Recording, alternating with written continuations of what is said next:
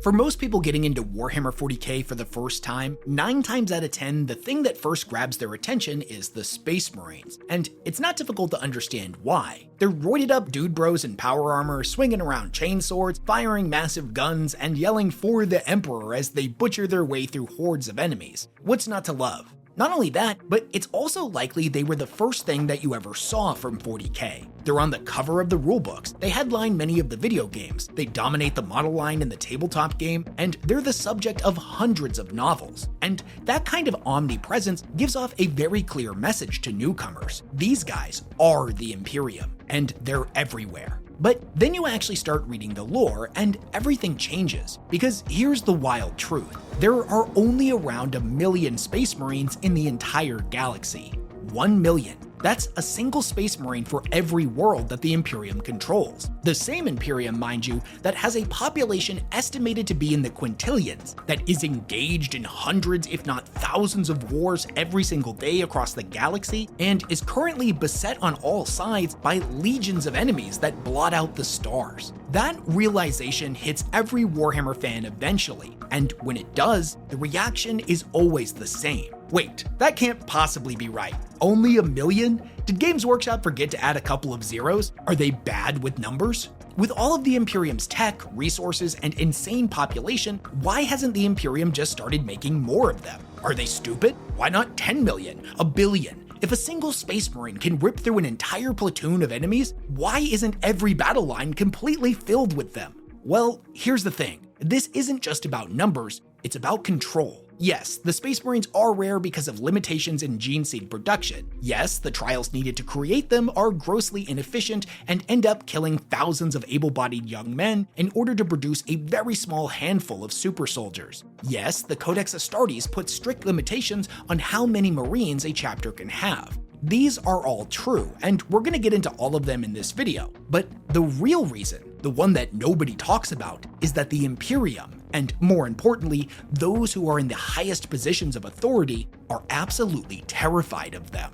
From the ashes of the Horus Heresy to the secretive manipulations of the High Lords, the adeptus Astartes haven't just been limited, they've been leashed, monitored, weakened, kept deliberately small. Not because they couldn't be more, but because those in power have spent the last 10,000 years making damn sure they wouldn't be. Once you realize this, the deeper you dig, the more disturbing it gets. The story of why there are so few Space Marines isn't a footnote, it's a warning. So in this video, we're going to break down exactly why the adeptus Astartes are so rare. We'll dive into gene seed production, the Codex Astartes, the aftermath of the heresy, political paranoia, and a whole lot more. But before we get into it, I gotta tell you all about this amazing new game called Fist Out, the sponsor of this video. Fist Out is a competitive fantasy card battler that blends thrilling battles with deep strategy. In the game, you step into the role of a lord commanding a team of card-based minions in high-stakes duels, where tactical planning and smart decision-making mean the difference between victory and defeat. The game is set on a mythical fantasy continent that's overflowing with magic, heroes, and professions, all brought to life with a killer cel-shaded art style. There's nearly 300 unique cards across 7 races, each with their own secondary race, skills, and abilities. You'll build a 30-card deck combining races, strategies, and powerful equipment to outplay your opponents. And the full equipment system allows heroes to carry specific weapons and treasures, which add even more layers to your strategy. Fist Out is all about experimenting. You want to team up angels and demons, or pair Aladdin with a cow? Go for it. Each new deck that you construct is a chance to experiment and come up with new, crazy, powerful combinations. This game has a frankly ridiculous amount of content, from PvE dungeons and world bosses to PvP competitions and even major tournaments with real cash prizes. Fist Out is available right now on Android and iOS, and if you download the game using my link or by scanning my QR code, you can get a free starter pack worth $20. We're talking 10,000 gold, 100 diamonds, 200 dust, 5 recruit scrolls, and 1 epic recruit scroll. So what are you waiting for? Download the game for free today by using my link in the description and see what type of deck you can build. Big thanks to Fist Out for sponsoring this video.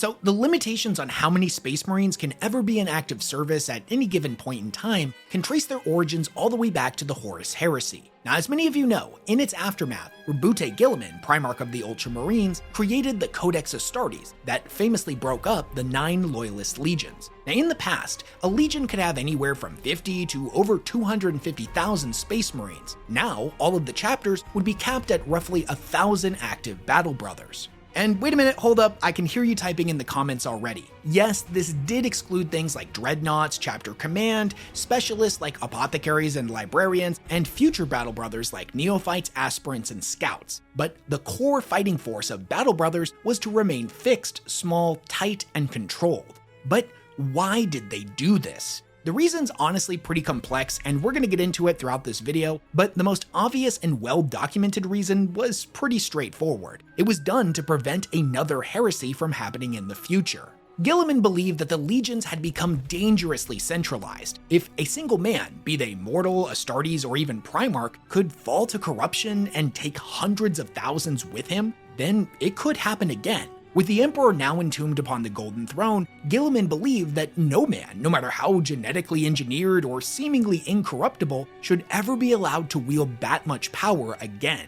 In this way, breaking up the legions into smaller chapters was an insurance policy for the Imperium. And sure, that makes perfect sense, at least at the time. The heresy was apocalyptic. In the span of only 9 years, the galaxy had changed. Everything they thought they knew had changed, and in order to survive, Guilliman understood that the Imperium would need to adapt and change as well. But here's the thing. In the 10,000 years that would inevitably follow the heresy, the galaxy never stopped changing. In fact, I would dare say, things were gonna get so much worse. The Imperium now, in the 41st millennium, faces threats far beyond anything that existed back then. The Necrons have awoken with planet-killing weapons, the Tyranids are invading from every direction, Holy Terra itself has been invaded by orcs, gene-stealer cults, and in recent years has experienced full-blown demonic incursions. Not to mention the Great Rift, which split the galaxy in half and plunged half of the Imperium into darkness, entire sectors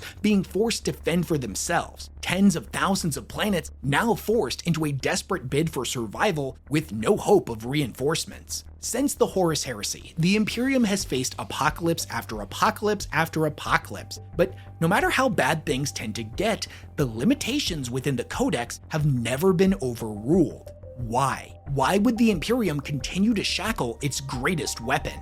I mean, sure, as we've already covered, they were trying to prevent another civil war, and that makes sense. But it's like, my dude, look around you. The galaxy is on fire. World after world has been burned in the despoiler's wake, and we are standing on the precipice of complete and utter oblivion. In that context, what possible reason could the High Lords of Terra have for refusing to scale up Space Marine production? Is it simply a matter of logistics, or is there something deeper? Maybe even darker? Fun fact, it's literally both, but let's get the logistical side out of the way first, because it's a lot easier to quantify. Creating a transhuman super soldier isn't exactly a walk in the park. It's not just some big recruitment drive. It's a brutal arcane process that requires rare biological resources, exacting surgical procedures, and highly specialized equipment. We're talking about everything used in their operation, like the sacred tools of the apothecary, to the things the Space Marines will end up using, like power armor and hyper-specialized equipment, to even combat servitors that will be used in their training. But let's simplify all this and focus specifically on the resource that matters most, and that's Gene Seed. Gene Seed is the biological blueprint that makes a Space Marine a Space Marine. It enables the implementation of 19 specialized organs that turn a regular human into a living weapon. Each chapter's Gene Seed is derived from its Primarch and is considered precious, limited, and slow to cultivate. In order to get more Gene Seed, it has to be grown inside of existing Space Marines using 2 progenoid glands, one that can be harvested after a few years, and another that can only be harvested after their death. In a perfect world, 1 Marine makes enough Gene Seed to create 2 more. But as you know about Warhammer 40K, it's anything but a perfect world. Gene Seed must be tested for mutation and corruption. Anything unstable has to be destroyed. If you miss a flaw, the consequences could be catastrophic, from a single deranged recruit to total collapse of an entire chapter centuries down the line. And that's not hypothetical. Entire chapters have gone extinct from corrupted gene seed in the past. Even stable reserves of gene seed are under constant threat, be it from war, sabotage, warp exposure, or oftentimes simple decay. Chaos warbands lacking their own viable gene stock frequently raid loyalist vaults in order to replenish their own ranks. So that's all bad enough, but then there's also the mandatory gene tithe. You see, every chapter is required to send a portion of their gene seed back to Mars for testing by the Adeptus Mechanicus. If the tech priests deem it to be pure, it will be stored in their vaults for future use. Whether the Mechanicus dispenses it to rebuild a shattered chapter that's taken heavy losses, or it be used in a founding of a brand new chapter. The gene tithe is a useful safeguard, but it also drains the chapter's immediate reserves and adds yet another layer of scrutiny to them. Okay, so the Space Marine numbers are severely limited by the availability of gene seed. But that's not the only hurdle they face. The chapters also have insane attrition rates when it comes to Space Marine aspirants. You see, potential recruits are often dropped into death worlds, tossed into brutal combat trials, or subjected to lethal gauntlets of survival. A lot of them will die, and some may just get lucky and be reassigned as chapter serfs. But even those who survive are not guaranteed successes. They may end up dying on the operating table. They might get killed during their training, or just get slaughtered the first time they go into battle as a scout. So what is the actual attrition rate here? Well, as is tradition, Games Workshop doesn't give us exact figures here, but we do get a lot of insights in various sources, my personal favorite coming from good old Fabulous Bile. This is a quote from him taken from White Dwarf issue 278 when he spoke on the matter. Those loyal to the shrunken corpse on Terra still cling to their processes, by which perhaps 1 in 100 neophytes may survive to become a battle brother. The methods I have developed over the last millennia are more stringent, for we must be pure in our hatred and hard of heart, body, and soul. Fewer than 1 in every 1,000 survive, and I strive each day to lengthen these odds still further. First of all, if you couldn't tell, I absolutely love this man and how unbelievably extra he is at all times. Like, having a higher attrition rate is not something that I personally would think is something that you should be competitive over, but go off, Queen. Second of all, it's admittedly possible that he's exaggerating a bit here because, again, it's Fabulous Bile, but what he's saying does line up with the lore as it is often represented to us. And the dude was literally a chief apothecary of an entire legion, so if anyone has any expertise in this subject matter, in fairness, it's probably him. So let's take him at face value. If 1 in 100 neophytes survive to become a battle brother, that means to get 1,000 Marines, a standard size full chapter, about 99,000 recruits are needlessly sacrificed. That's 99,000 guardsmen, Arbites, naval crew, enforcers, or even just pencil pushers in the administratum. From a purely logistical standpoint, Space Marine production is wildly inefficient. Their creation is slow, costly, and ultimately unsustainable. The level of investment per warrior makes it impossible to scale production beyond the 1,000 chapter structure. But wait, I hear you asking, what about the Primaris Marines? Yes, Belisarius Cawl created a massive new wave of Primaris Marines to reinforce old chapters and establish new ones. But here's the thing, this wasn't a quick fix. His project took over 10,000 years to bear fruit. And I don't mean 10,000 years of research followed by a flood of new Marines. I mean, it literally took him 10 millennia to create around 100,000 viable Primaris, all of whom were kept in stasis until Guilliman's return before the launching of the Indomitus Crusade, where they were introduced. That's why a lot of people were thrown through a loop when in Space Marine 2, one of the main cast of characters just casually mentions fighting at Calth during the Horus Heresy. How did you know? I was a boy on Calth when the Word Bearers attacked. I came to know the mark of chaos. Now, newcomers probably didn't catch this, but for veterans, that was an event that happened over 12,000 years ago, and this guy's just gonna casually skim over that. The answer is that Cawl snatched him up as a kid, experimented on him, and left him on ice like all of the rest, even though the game never really explains that. Now, as is with most things Games Workshop, the numbers on Primaris Marines are kind of fuzzy, but it's unlikely that the Primaris project pushed the total number of active Loyalist Space Marines beyond the classic 1 million. More likely, it replenished that which was lost during the events of the 13th Black Crusade or the Tyrannic Wars. Even if the number of Space Marines doubled, hell, even quintupled, we're still talking about a very tiny force on the galactic scale. And here's the thing, that would never be allowed to happen.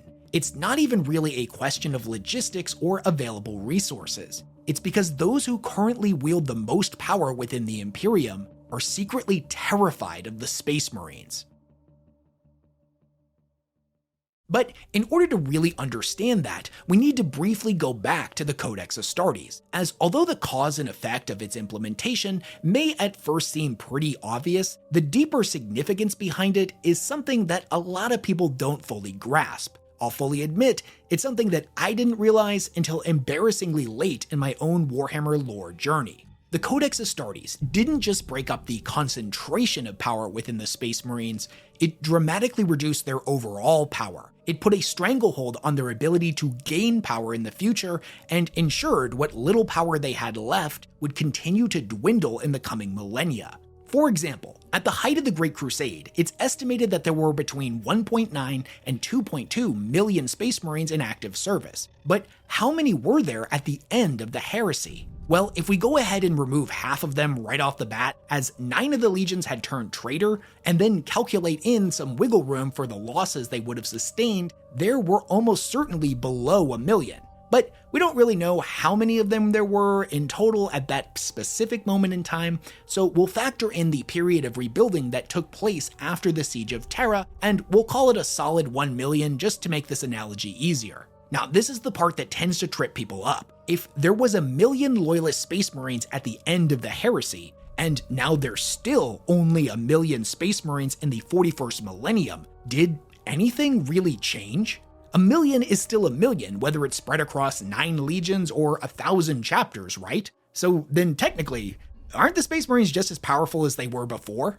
The answer is no, and it's not even remotely close. And that's something that would only get worse in the coming millennia as the power structure of the Imperium continued to evolve, while the Space Marines remain stagnant. Remember, power is not just measured in martial might. It's in the political influence that you wield. It's in the economic systems you control. It's in the territory you hold, the information you're privy to, the unity of your members, the strength of your alliances, the rewards you can give for loyalty, the threats you have the means of backing up, etc., etc. The Codex systematically crushed every aspect of the Space Marines' power. It shackled their independence and ensured they could never again operate at the same scale, or with the same authority that they held during the Great Crusade or even in the Heresy. Every chapter of Space Marines is its own isolated institution. They do not share power, even with other chapters that share the same genetic legacy and Primarch. If you want a perfect example of what this looks like in practice, just read The Devastation of Baal. In that book, we see all of the Blood Angel successor chapters rally on Baal to defend their genetic father's homeworld. And despite all of them being sons of Sanguinius, there's almost nothing unified about them. 10,000 years of separation has fractured them into radically different cultures, doctrines, and mindsets. Some are grim and monastic, others are wild, brutal, and rigidly dogmatic. They regard each other with mistrust, sometimes openly and sometimes quietly. As a legion, they numbered in the tens of thousands. They shared intelligence, equipment, and a unified vision. They marched under a single banner, a single name, and a single command structure. But that's all long gone.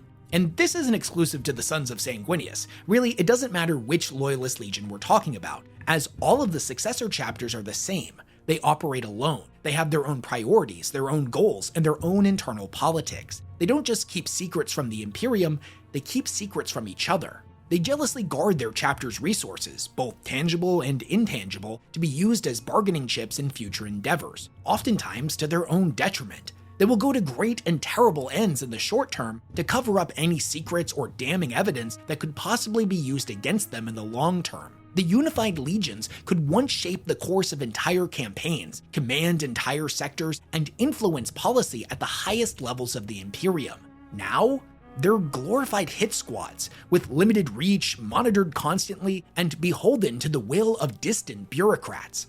Yes, on paper, chapters are still autonomous. They govern themselves, choose their battles, and act as they see fit in terms of day-to-day operations and the handling of internal affairs. They still wield a considerable amount of influence within the Imperium, but this is all within and limited by the rigid framework set by the Codex and enforced by those who wield the greatest levels of power. The High Lords of Terra, the Inquisition, the Administratum, and countless other institutions that cropped up long after the heresy ended. You gotta remember that at the height of the Space Marines' power in the Great Crusade, through to the end of the heresy, none of the aforementioned organizations existed, or at bare minimum, they were in their infancy. The precursor to the High Lords did not speak with the authority of the Emperor himself. The Ecclesiarchy was an underground cult and not a galactic superpower. The Inquisition was just a gleam in Malcador's eye. The Mechanicum had been split by civil war, and the precursor to the Adeptus Mechanicus was a group of refugees that had fled the fighting on Mars. The Navigators were necessary mutants planned to be disposed of after the Emperor completed his Webway project, not some of the most wealthy and powerful households in the galaxy. As the millennia rolled on, and the Imperium grew ever more fractured and chaotic, they increasingly relied on these institutions and many more to maintain order. As the power and influence of the Space Marines was reduced, these institutions by contrast grew ever more absolute in theirs. And within the upper echelons of the Imperial hierarchy, within the halls of every single one of these institutions, is quietly, oftentimes behind closed doors, shared a single truth. Even in their reduced state, these people, those in charge, are terrified of the adeptus Astartes. And if I'm being honest with you, you can't really blame them for that. Don't get me wrong, the fact that they kicked off the bloodiest civil war in mankind's history, coupled with the fact that even after that, they still routinely fall to chaos, definitely plays a major role in this. But even if that wasn't the case, what they are at their core, what they represent at the most fundamental level, is something that invokes feelings of nihilistic and existential dread for anyone who stops to think about it for more than like a minute. These aren't mere soldiers, they're engineered superhumans, stronger, faster, smarter, and longer lived than any normal mortal. Some may scoff and call them mutants, others insist that they're so far removed from humanity that they should be labeled an entirely different species. However you choose to define the Space Marines, it's ultimately irrelevant. They are not simply the offspring of humanity, they are the species perfected. They are mankind's replacement.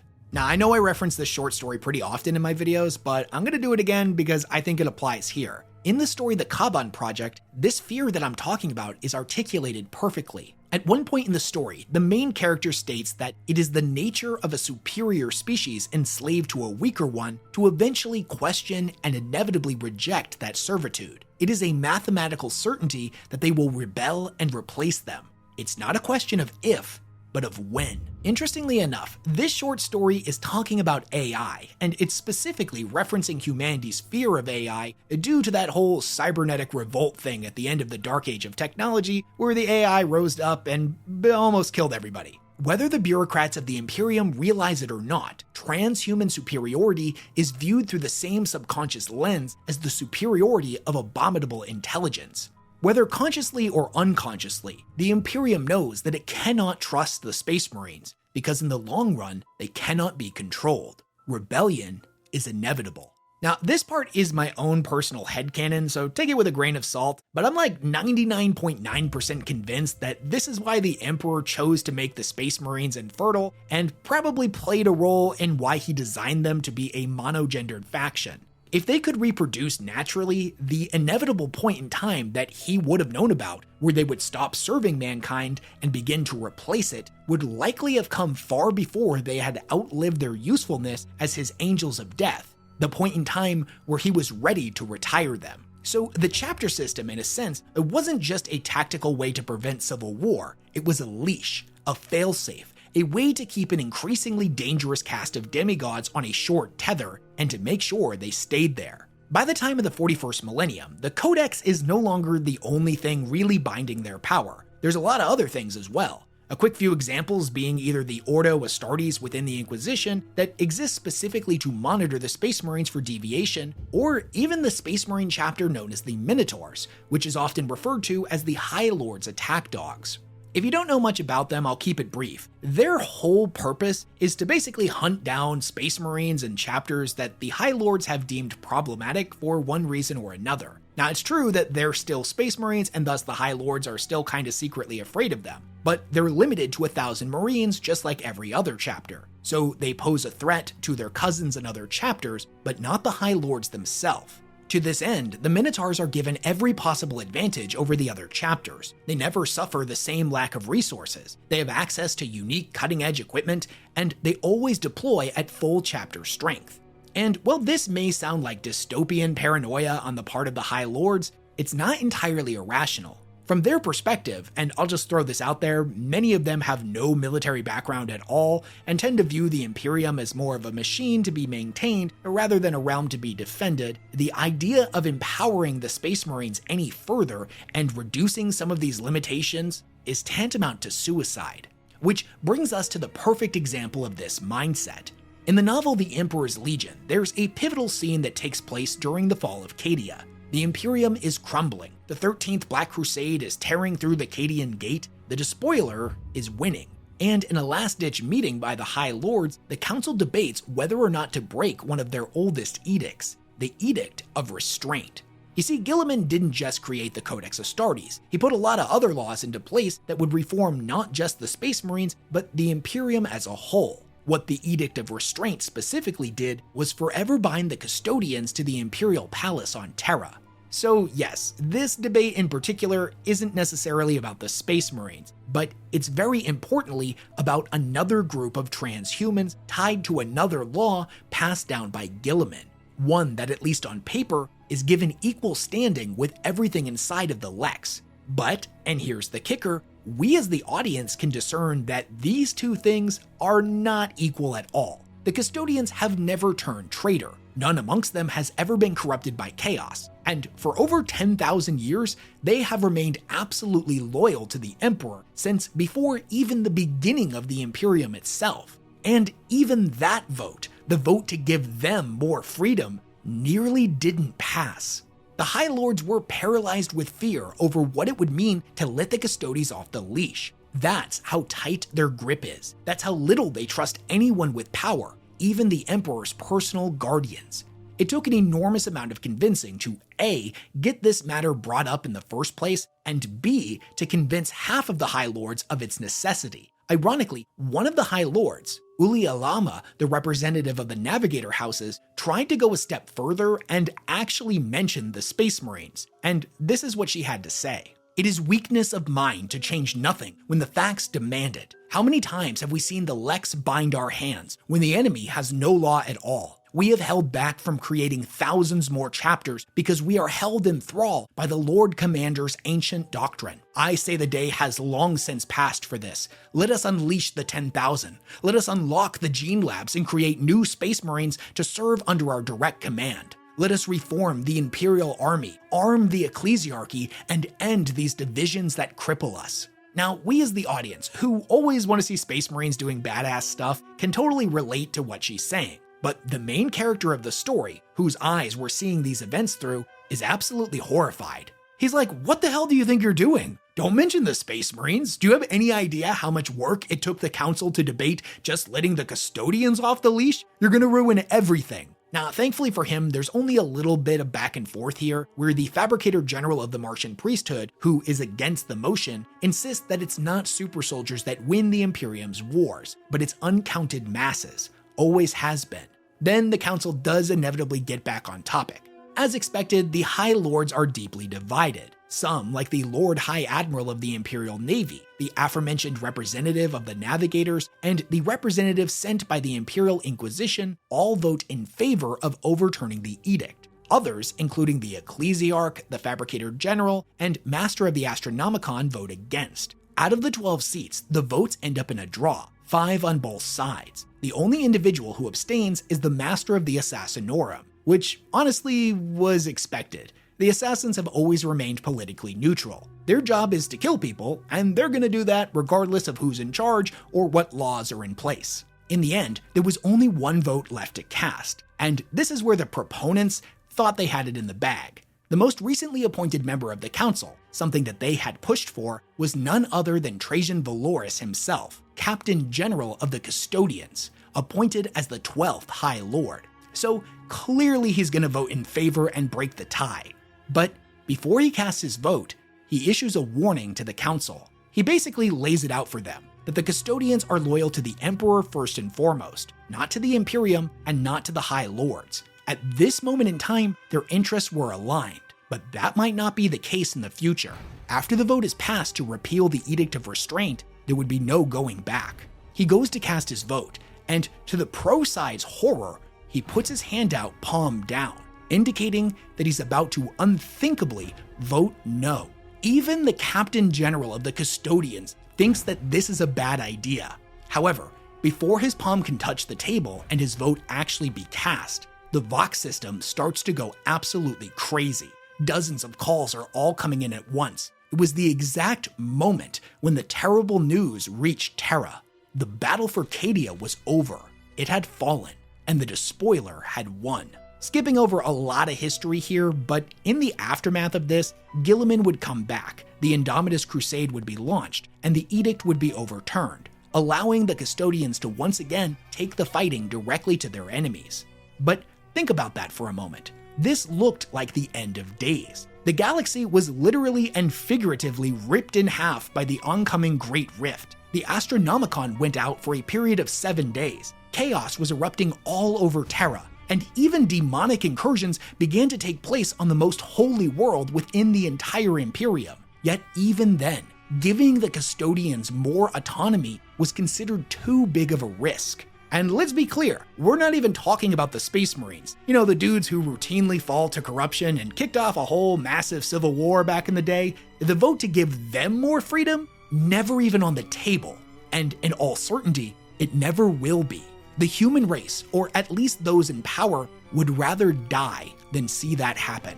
This is critical to understanding the purpose of the Space Marines and the overall narrative of 40K. It's critical to understanding the complex and intricate duality of their existence. And in my personal opinion, it's critical to understanding why their limited numbers is not an oversight on Games Workshop's part. It's the entire point. It's something that adds so many more layers of complexity to them and makes them fascinating to read about. They are simultaneously loved and feared. They are both the saviors of humanity and also its replacement. Just as the Navigator said in the Senatorum meeting, at any moment the gene vaults could be opened and hundreds of new chapters could be produced. But no matter how many times throughout history that notion gets brought up, it will never pass.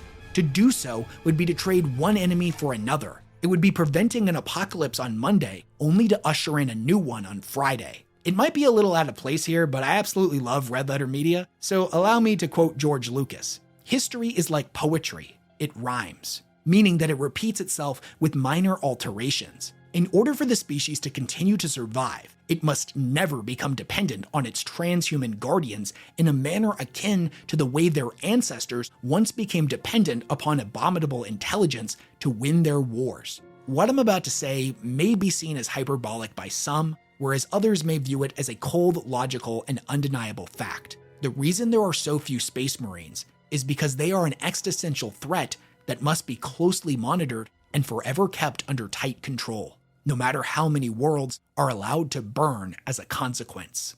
But I want to hear what you think. Should the Imperium finally overturn the restriction on the Space Marines, or are they right to keep them small and scattered? Which side would you have voted for if you were one of the High Lords in that debate? If Guilliman had never written the Codex Astartes, what do you think the galaxy would look like today? If the Codex was for some reason abolished tomorrow, which of the Loyalist chapters do you think would be the first to go rogue and why? And I don't mean just turning traitor or anything like that. I mean doing all kinds of stuff that they've always wanted to, but could never have gotten away with in the past. Let me know all of your thoughts, comments, questions, concerns, and ideas for future videos down in the comment section below. If you haven't yet subscribed to the channel yet and you made it all the way through this video, go ahead and hit that subscribe button. And then also the bell, which nowadays is the real subscribe button. The other one doesn't really do much. It's free and you'll feel absolutely great after you do. Big thanks to everyone who supports all the work that I do, and I will catch you all in the next one.